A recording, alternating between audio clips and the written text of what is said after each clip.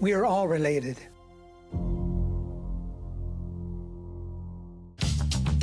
This program is brought to you by Ignite TV. Now you're in command. Visit Rogers.com for more details.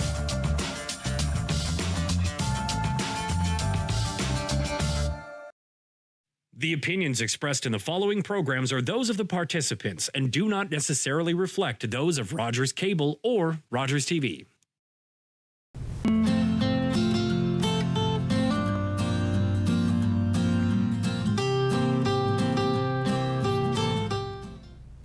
Hello and thank you for joining Age-Friendly Caledon Conversations, a segment series where we'll be talking about the services and supports connected with Age-Friendly Caledon. I'm your host, Rick Sargent, and for our segment today, we'll be talking with Margaret Pan and Stephen Jansen from Bethel Hospice, discussing advanced care planning and hospice palliative supports. Margaret is the Executive Director of Bethel Hospice, who has over 25 years of healthcare experience, and Stephen Jansen is a spiritual and grief counselor who supports clients and their families through a variety of therapeutic approaches. Stephen, Margaret, welcome. Hi, thanks. It's nice to have you here. Thanks for having us. So before we really get into things, could you, Margaret, perhaps we'll start with you. Could you give us an overview of what Bethel Hospice is and some of the key services that you offer the Caledon community? Absolutely. So Bethel Hospice is an organization that is really unique. We play a really unique role in the healthcare system. We support people who are experiencing palliative care needs, the people that care for them, and we also support people in grief and bereavement. So we actually have a hospice residence which has 10 end-of-life beds in Inglewood, so part of Caledon, and we've been there for 15 years. Next year will be our 15th year, but we also provide services in the community for people who are living in their homes or living in their homes and come to the hospice for services. So we provide that program as well. We have a team of 50 staff and over 130 volunteers that provide all of that wonderful, unique, specialized care. And we actually are excited that we have historically been providing care in the Caledon region, a little bit into Brampton as well. But we actually have just announced that we are going through an integration with Hospice Dufferin. So Bethel Hospice will also be moving and providing community care in the Dufferin region as well. Well, that's excellent. Yeah. Now, with that many people, obviously, I would think that the type of service you provide is not inexpensive. So do you do various things throughout the year in terms of fundraising and that sort of thing? Yeah, absolutely. We have to fundraise. We're obviously very grateful for the support we get from the Ministry of Health, which provides majority of our funding, but we also have to fundraise, and we do rely on our community and our donors and supporters for that, yes. Now, Stephen, the work that you do, obviously, I guess you get to work firsthand with the families of people who are using the services there. That's right, yeah. So I provide support through counseling and just help them process the information, the reality of what's happening to them individually or with family members, depending on their needs and their wishes. And I can do that by phone, Zoom, in person, at their home sometimes, because sometimes they don't have capacity to travel, or they can come to Inglewood, where I have an office as well, and hopefully eventually in Orangeville too. Yeah. And so, we try to make their needs the priority and meet them where they need to be, rather than forcing them to do what we want them to do. So it's about patient-centered care. Now, you mentioned the integration with Dufferin. That's something that's relatively new, is it not? Yeah, we actually just announced it this month, so it is hot off the press, as they say. We're very excited that, again, we've now announced, and this month, so September, we will start transitioning some clients as well as hopefully some volunteers over to Bethel Hospice, and then by October 1st is sort of the official day where we will then fully be integrated. Now, you still have 2 locations, is that right? Yeah, so the current location we have is in Inglewood. As Stephen said, we're on McLaughlin Road, and so that's where our 10-bed hospice is, as well as some of our community folks. We all work out of that space, but with this integration, with this expansion into Dufferin, we are planning on sort of taking over the space that Hospice Dufferin has been providing care in Dufferin. We really would like to keep things as consistent as possible, honoring the wonderful legacy of Hospice Dufferin and ensuring that we in fact are where people are used to finding that hospice care. So that will be our second site. Very good. Yeah. Now, Stephen, does that mean that your geographic area now has expanded a bit into Dufferin County as well, as opposed to just Caledon? Yeah, it does. It sort of opens it up. I do sometimes take care of some clients in the area, but most of it predominantly was within the Caledon and Brampton area. And so it does increase our demographic. Right. Our geographic. Excellent. Now, for people to be able to use your services, do they have to reside in either Caledon or Dufferin, or what are the rules around that? So it's a little bit different for our two programs. So if I think about our end-of-life beds, that is open to anybody in the province, that we really, anybody could really access those 10 beds. Community programs, there's a number of hospices. Thankfully, I think most communities have a community hospice, so people tend to go to that community hospice. So we sometimes will provide support outside of Caledon and now Dufferin. Brampton is an area we also service. But if there was a connection to Bethel or a need, or there wasn't care available in another community, we certainly would step in and provide that. But we tend to sort of organize around the Dufferin-Caledon predominant in Brampton region. Right. Yeah. So I'm sort of thinking in situations where people may have lived in Caledon for a number of years and moved away, but want to come back to. Yeah. Absolutely. I think we're much more, we try to not think about boundaries as the first sort of thinking when you think about care and services. Obviously, organizing, sometimes that's a way we do things, but I think if there was a connection and a need, we would certainly want to never, deny somebody that care. Right. Yeah. Okay, so the big question now, it sounds like a simple term, but I think there's lots of parts to it. What is exactly advanced care planning? So advanced care planning, I know it does sound simple, doesn't it? But it's not as simple. Otherwise, I think we would do it more. And so advanced care planning, I'm going to break it down into thinking about it in three different ways. This advanced care planning is really about understanding who would make decisions for you if you were not capable of making decisions. It requires you to think about what you actually what you value, what your wishes and beliefs would be if in fact you couldn't make decisions for yourself, and then telling those people. So it's really about, we know that at some point, most of us may face a circumstance where we aren't able to make our own decisions. Something's happened, there's been a healthcare scenario, and somebody needs to step in for us. Advanced care planning asks us to think about that in advance. We really don't make great decisions and deal with things when there's a crisis or when there's something facing us. So we really are wanting to encourage people to think about advanced care planning in advance. That's where the advanced word comes from. And to think about it when they maybe believe they don't need to. So the saying is, the best time to think about advanced care planning is now. It's about, not about an age, it's not about a diagnosis, it's really about us as an individual wanting to make sure that when we can't speak for ourselves, we've got the right person speaking on our behalf, and that we've given them the information they need to feel confident to speak on our behalf. Whether we decide to do this or not, at some point this will be engaged for us. So I think an important thing for all of us to be able to do. And it's, we say sometimes it's a gift to our loved ones. If we don't give them information about what we value, what we care for, what we think is important, they will be left to make that decision for us. And so we often say, it's a gift to tell people so that when they do have to make that decision, they feel really confident and don't suffer perhaps, consequences that might not be the most healthy. So do you get into things paperwork-wise, such as powers of attorney and wills and those conversations with people? So there is obviously there's some paperwork and things that could be involved, but I will share, and I'm not going to get into all of it, but I do know there's going to be some resources available for people to look at on the website that I think will be shared at some point in this episode. I think the piece is that the substitute decision maker, you don't actually have to fill out any paperwork for that, but you have to be comfortable with who your substitute decision maker would be legally. So there is there's legislation, there's something called the Healthcare Consent Act, and in that it outlines who would be your substitute decision maker if you didn't appoint somebody. So you talk about a power of attorney, that's where we actually choose somebody and designate that, and there is paperwork for that. Separate from a will or things like that, this is about who's going to make your healthcare decisions. So I would encourage people to be familiar what we call the automatic hierarchy of family members. So, for example, if you don't appoint somebody and you have a spouse or partner, that's going to be your automatic first SDM.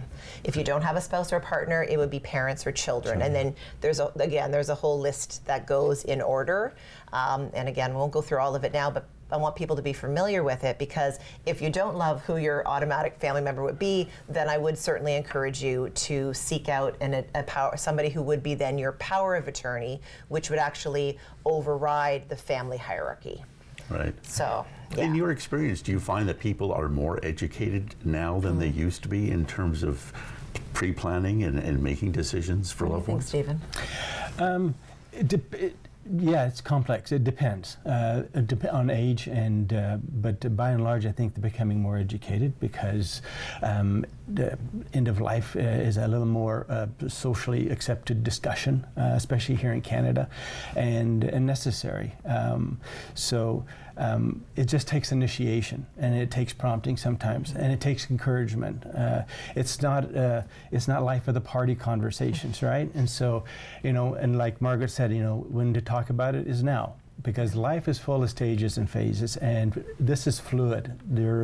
The way you look at life at one stage and phase can change dramatically, and so it helps so much when you yourself know and your family knows, or your loved ones know exactly your wishes, so that if you ever become incapacitated, there is a consensus or a general understanding of your wishes.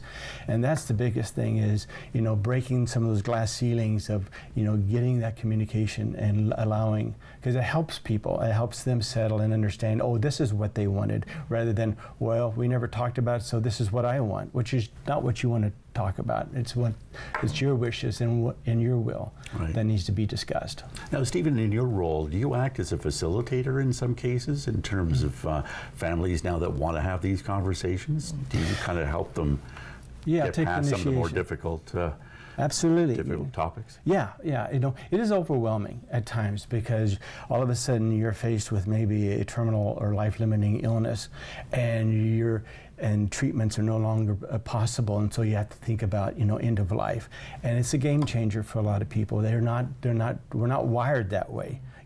We're wired to how to stay alive and how to to make the best out of our life, and to think about it differently and our own mortality can be overwhelming. And so helping them de-escalate and helping them understand it's okay to feel this way. It is information overload. And you're working with healthcare, which that in and of itself can be shocking to understand. How to navigate some of these procedures and everything.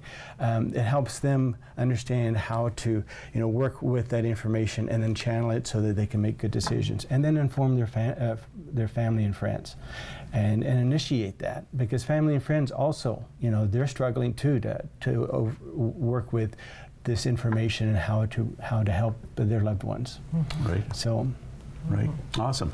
Margaret, Stephen, great information. Don't go anywhere, because we have lots more to cover. We're going to take a short break. We'll be back here in a few minutes on Age Friendly Caledon. Yeah.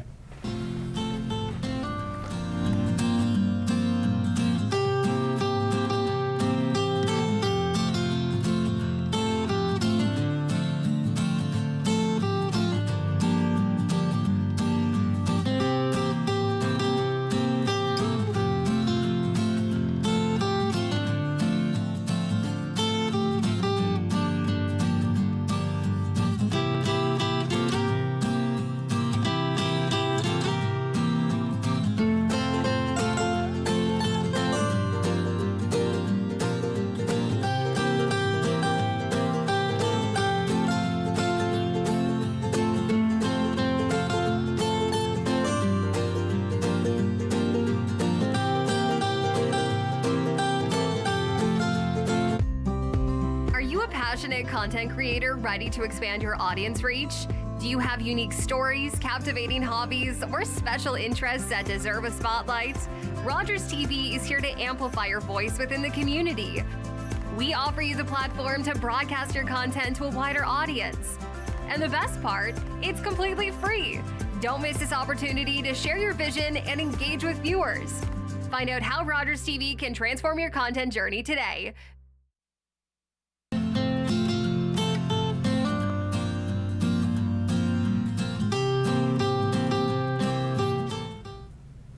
Welcome back to Age-Friendly Caledon Conversations. I'm your host, Rick Sargent, and we're joined today by Margaret Pon and Stephen Jensen from Bethel Hospice in Caledon. And we're talking about all things to do with Bethel Hospice, palliative care, end of life, but also much, much more than that. And Margaret, during the break, we were talking a little bit about some of the other services that you offer. And many people in many cases, and not their fault, they think of Bethel Hospice as end-of-life care only. Yeah. And there's so many other services that you offer. So can you maybe just go over again for us briefly, some of the advanced planning that you offer? Yeah, thanks, Rick. I think absolutely one of the things that we offer is our 10-bed end-of-life hospice residence. And I think you're right, people often think about us as that, which we are so proud, and that is such a unique part of our care as well. We are, I should say this, we are actually the only hospice right now that exists in all of Dufferin-Caledon and actually Peel as well today. So we are a very unique, specialized, end-of-life hospice. And we fill up. Last year we saw over 160 people in those 10 beds. We're very proud of that service. And I think people often think of us as that, which again, proud to be seen as that because it's something that's such a critical part of the system. But we also do more than our hospice beds and more than end-of-life care. And that's where Stephen and the supportive care team come into play. And we really say that, we have 10 beds where we can kind of connect with 10 families and 10 residents at a time, but when you think about the community, those numbers are in the thousands, and so we're really proud. We've serviced, I think, close to 600 individuals last year, and that's just as an individual. We know that we also connect with their families, so it ends up becoming thousands of people that we actually support and care for through our community programs. So maybe we'll turn to Stephen, and maybe Stephen can share a little bit more about what those community sort of services and programs do and who they're for. Yeah. So we serve the whole range from children to adult to elderly in the area, and provide end of life and palliative care, but as well as bereavement care, which is really important for people when they're concerned about their loved ones and what's going to happen to them. And it really assures them that, even after you pass on, we're there for your friends and family. And this is really what really helps is that sometimes we serve this area, but we could extend that. Friends and family come from all over the world, and then they have to go back home, and they're still grieving that loss, and they don't know what to do. And so I've Zoomed with a lot of clients in other countries and continue with that services just so that they can heal after a significant loss. In the communities, we provide adult support bereavement groups as well. In Inglewood, we have in person, and we do that on an ongoing rotating schedule with my colleagues. The supportive care team is made up of 3 social workers and 2 spiritual care providers and counselors, and so we address end of life and bereavement care for friends and family while they're going through it and then afterwards. And it's sort of more of a holistic approach, the psychological, the social, sometimes the physical, and the spiritual. And people just find that very comforting. And oftentimes, Bethel Hospice, it's in that little area, and when people have a place and a space to grieve and feel supported, it becomes a haven for them, almost just like sort of sacred space. And they'll often come back after they've lost a loved one there to meet with the staff, to meet with the volunteers, because it was such a powerful experience, and they find comfort in that kind of support when they felt there was a need. How do you go about promoting your services throughout the community? We try and take whatever avenue or venue like this. Besides a TV show like obviously this, this, right? Rick, yeah. Okay. I think one of our sort of taglines or things we like to say is "Here when you need us," and so you're right. Some of our mission is to make sure people know who we are so that we can be there when they need us. We often say we're like the best kept secret in in the Caledon, in the hills of headwaters, but we don't want to be a secret anymore. We want to share. We want people to know who we are so they can reach out to us. And I think it's important for people to know certainly we have physicians or nurses that will send referrals to us, but you don't need to have that to be referred into our programs, especially our community programs. People can self-refer. They can, there's forums. Our website has all of our information. People can go and they can reach out. They can maybe even just reach out, ask questions, find out a little bit more. But we really don't want to have barriers for accessibility for people to reach us, because we can't be there when they need us if they don't know who we are, and we make it difficult to get to us. So, yeah. You mentioned in the first half of the show that you rely on a large group of volunteers. Excuse me. How do you go about recruiting volunteers? And if somebody watching this show now wants to be a volunteer, how do they go about reaching out to you? Yeah, we're really proud of our volunteer team. We have a very large, robust team that works in the house as well as in the community. We're growing our community program right now, so very excited. Again, our website, our Bethel Hospice website, which will be shared, is where I would say you can go. You can get information on filling out a form, or you just get the name and phone number of our volunteer team. So we have a volunteer manager and a couple other team members, and we have a really wonderful training, onboarding sort of program. People can try out and see things, decide if this is for them or not, and then they can go through the actual training. But every year, I think it's about twice a year, we do sort of a formal push and orientation. So I think it's kind of a spring fall. We bring in new volunteers, and we're always very grateful. We have many volunteers that have been with us for over 20 years, lots 5, 10, 15 plus years. I think that speaks to sort of the spirit of the organization, to the team base, that really volunteers are a critical part of the care we provide. And many of them, not all, but certainly many of them had family members or loved ones or friends that were touched by Bethel Hospice, and often want to give back and want to be there for the next people that are using our services. So it's always a great part of our team, because they have such personal experience with it. As the saying goes, right? If you have a good experience with an organization, you'll tell all your friends about it, right? Yeah, so, absolutely. It's quite common. Volunteers that are generated just out of their own loved one's death experience at Bethel Hospice, and through bereavement counseling, they're trying to find meaning, they're trying to find purpose again, and I always encourage them. Life isn't over; it's just different.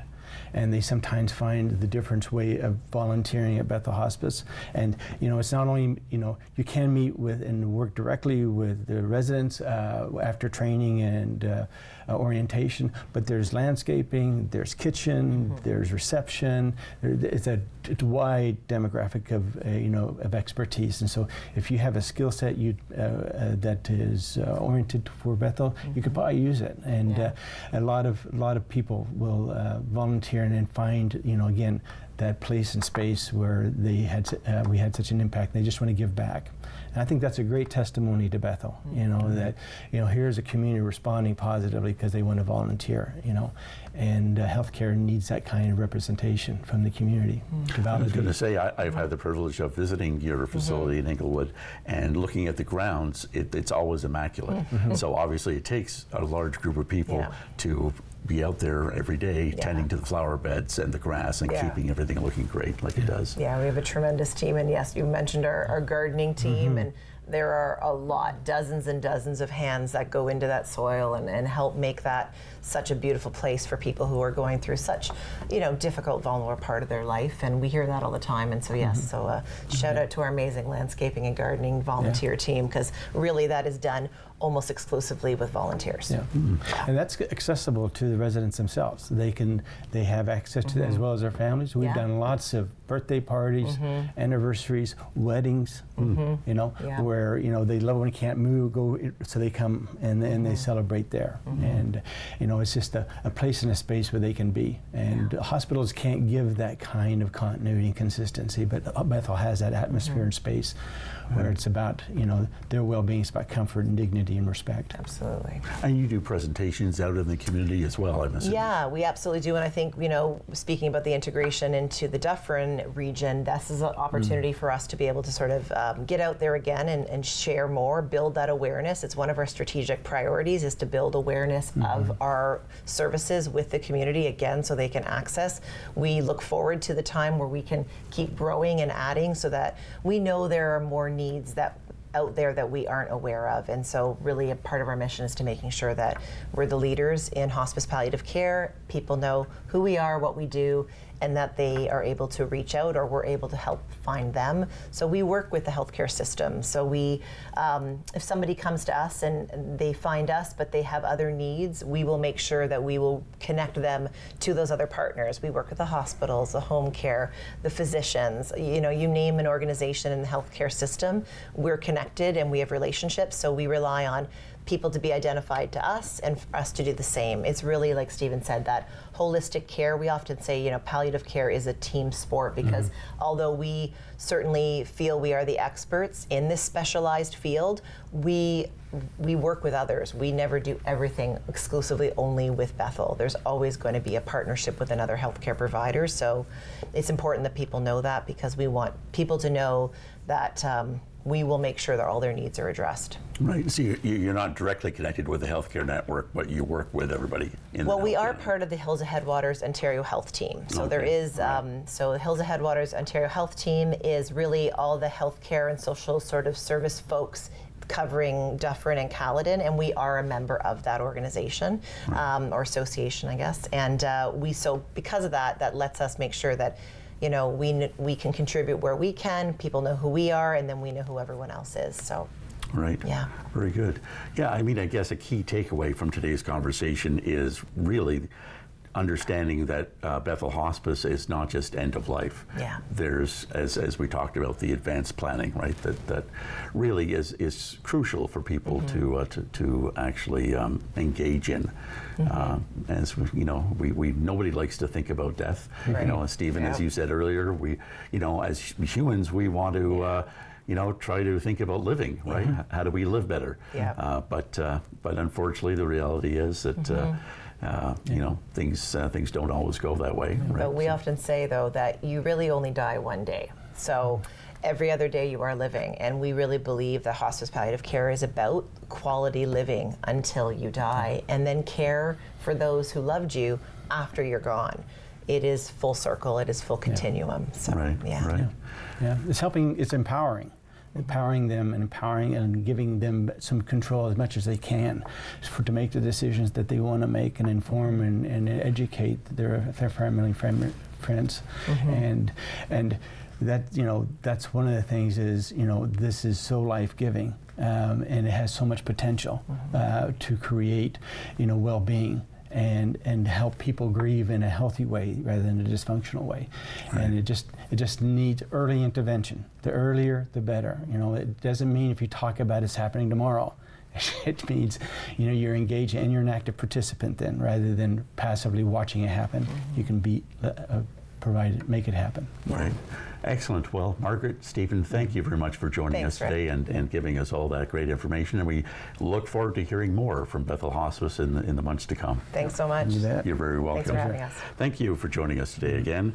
Please tune in for additional age-friendly Caledon Conversation segments airing on Rogers TV and available on YouTube.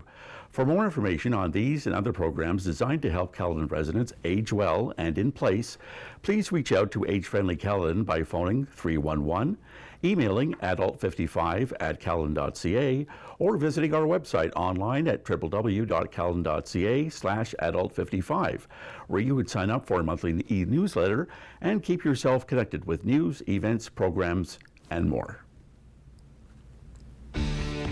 Connect with us by visiting our website or email us at comments@rogerstv.com.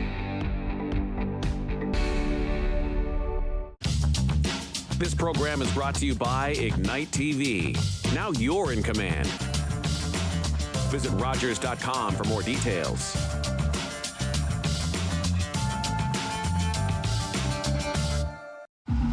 Hi, can I take your order? Hello? Oh, hey. Wait, what was the question? Let me guess. One driving high combo, extra baked? No?